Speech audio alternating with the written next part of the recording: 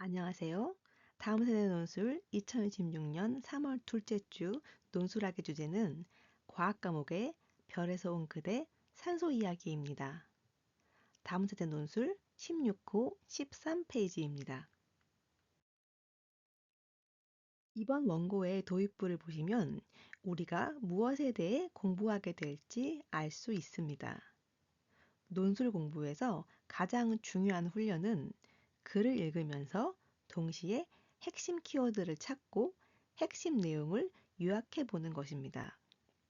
우선 도입부를 읽으면서 핵심 키워드를 찾아보고 핵심 내용을 요약해 보겠습니다. 우리는 모두 별의 자손이다.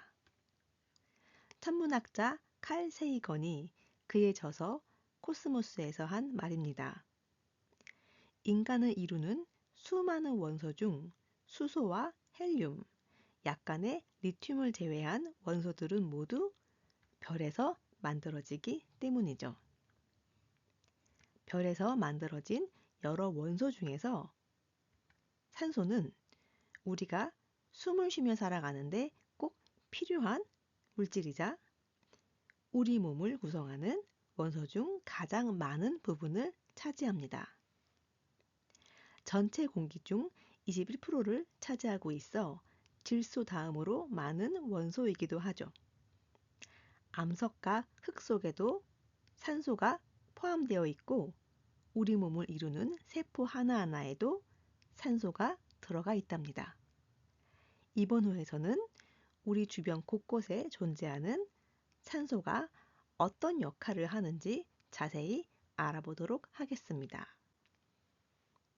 보셨다시피 제가 본문의 도입부를 읽으면서 핵심 키워드라 생각되는 단어나 문장에 표시를 했습니다.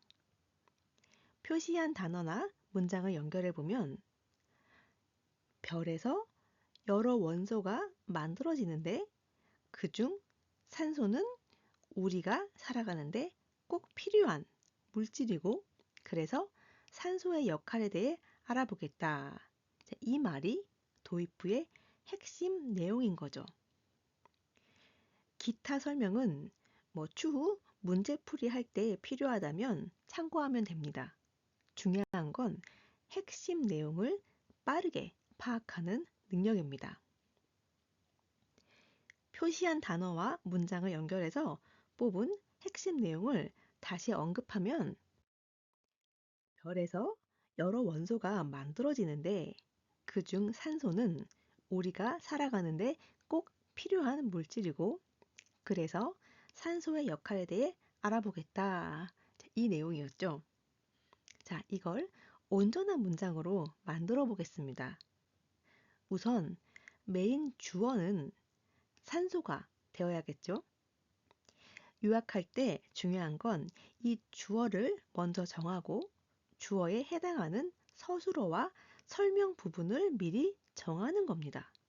자, 그럼 산소를 주어로 해서 온전한 문장으로 만들어 보겠습니다. 별에서 만들어지는 여러 원소 중 산소는 우리가 살아가는데 꼭 필요한 물질로 그 역할에 대해 알아볼 것이다. 자, 이런 식으로 문단마다 핵심 키워드를 본문을 읽으면서 동시에 뽑고 핵심 내용을 요약하는 훈련을 해주시면 됩니다. 한 문단만 같이 더 해보겠습니다. 우리는 산소가 없으면 숨을 쉴 수 없습니다. 사람에 따라 다르지만 일반적으로 3분에서 10분 정도만 숨을 참아도 생명이 위험해진다고 합니다. 하지만 왜 숨을 쉴 때 탄소도 수소도 아닌 산소가 필요할까요? 우리가 숨을 들이마시면 산소가 우리의 폐 속으로 들어오고 폐 속으로 들어온 산소는 폐에 달린 작은 주머니인 허파과리를 통해 혈액으로 들어갑니다. 혈액 속 적혈구는 그 산소를 받아 온몸을 돌아다니며 세포에 전달해 줍니다. 산소를 받은 세포는 포도당을 분해해서 ATP라는 물질을 만들어냅니다. ATP는 쉽게 말하면 우리 몸의 에너지, 화폐 같은 역할을 합니다. 우리가 물건을 살 때 돈을 내듯 우리 몸은 움직일 때마다 ATP를 사용해야 하죠. 이 과정을 세포호흡이라고 하는데 동물과 식물 모두 과정은 다르지만 산소를 이용해 세포호흡을 합니다. 마찬가지로 이번에도 본문을 읽으면서 그때그때 핵심 키워드라 생각되는 단어나 문장에 표시를 했습니다.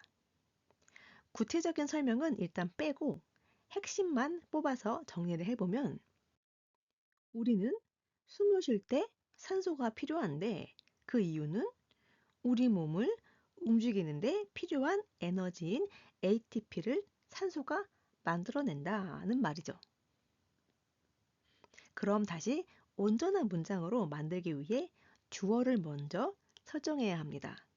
저는 산소가 필요한 이유를 주어로 설정하고 문장을 만들어 보겠습니다.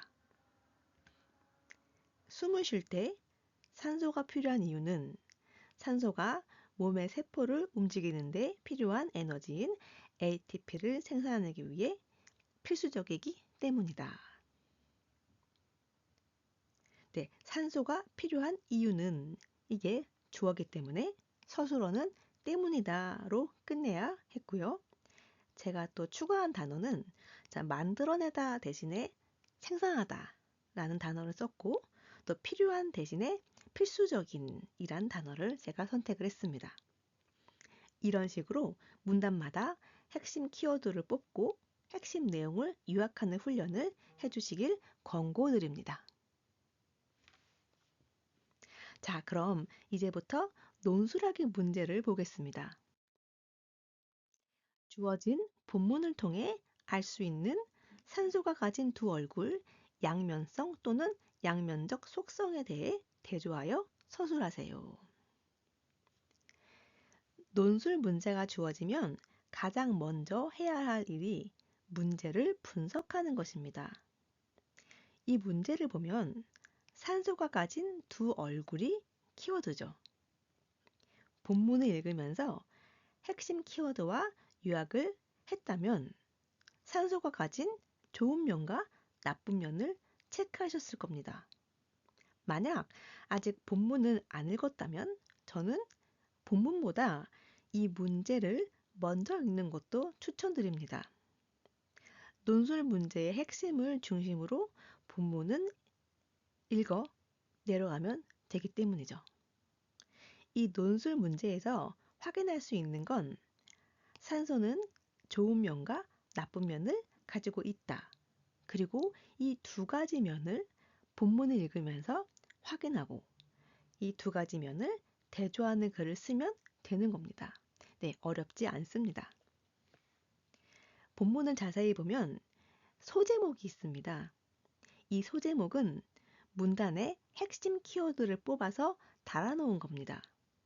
다시 말해서 소제목만 봐도 우리가 어디서 필요한 정보를 뽑아내야 할지 알 수 있는 거죠.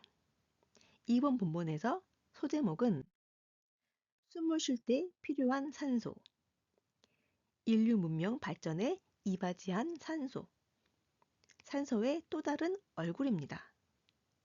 자, 그렇다면 숨을 쉴 때 필요한 산소와 인류 문명 발전에 이바지한 산소가 산소의 좋은 면이고 산소의 또 다른 얼굴이 나쁜 면이 되겠죠. 그래서 이 문단을 요약한 내용을 바탕으로 논술 답안을 작성하시면 됩니다. 작성 팁을 보시면요. 자, 첫 번째, 산소가 인간의 신체에 미치는 순기능을 설명합니다. 그러니까 숨을 쉴 때 필요한 산소에 대해 설명해 주시면 됩니다. 두 번째, 산소가 인류 문명의 발전에 미친 순기능을 간단히 설명합니다. 마찬가지로 인류 문명 발전에 이바지한 산소라는 소제목의 단락을 요약해서 설명하면 됩니다. 마지막으로 세 번째, 산소의 또 다른 얼굴에 관한 단락을 읽고 산소에 주의할 점을 함께 서술하면 됩니다.